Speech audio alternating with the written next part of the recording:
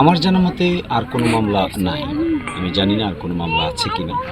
কিন্তু আমি মনে করি যদি অন্য কোনো কর্তৃপক্ষের কোনো বিষয় থাকে তাহলে সকলেই তাকে সহযোগিতা করা উচিত। যেন উনি দেশে আসতে পারেন এবং তিনি মায়ের সাথে সময় কাটাতে পারেন এবং তার মাকে নিবিড়ভাবে তত্ত্বাবধান করার সুযোগ তিনি পান। আসলে এটা খুবই মানবিক ব্যাপার।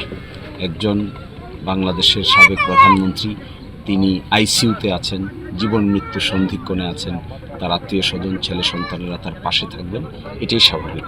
সুতরাং সিকিউরিটি এজেন্সি হোক আর যেই হোক, সকলে এই ব্যাপারে সহযোগিতার হাত বাড়িয়ে দেওয়া উচিত। সরকারকেও সহযোগিতার হাত বাড়িয়ে দেওয়া উচিত, যেন কোনো ধরনের বাধা বিপত্তির কারণে তিনি দেশে আসতে পারছেন না এটা যেন কেউ মনে না করে। এরকম একটা সহজ সরল পরিবেশ তৈরি করে দিয়ে তার মায়ের কাছে থেকে ফিরে আসতে দেওয়ার আমি ব্যক্তিগতভাবে আহ্বান জানাই।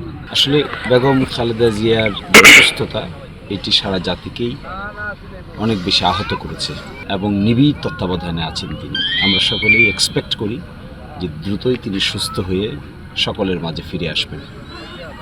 আর তিনি ছিলেন আসলে ঐক্যের প্রতীক হিসেবে কাজ করেন।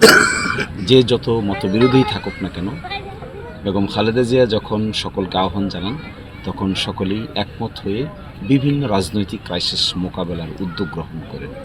সুতরাং ওনার এই অসুস্থ অবস্থা থেকে দ্রুত সুস্থতা লাভ করুন, আল্লাহ ওনাকে শিফা দান করুন এবং আমরা এক্সপেক্ট করব এর মাধ্যমে তিনি বাংলাদেশে নতুন করে অবদান রাখার মতো একটি সুযোগ তৈরি হোক, ওনার সুস্থতা ফিরে আসুক, দেশেই চিকিৎসা হোক কিংবা দেশের বাইরে যেখানেই চিকিৎসা হোক না কেন, ওনার রোগ মুক্তিই সকলের কাছে একমাত্র কাম্য বিষয়।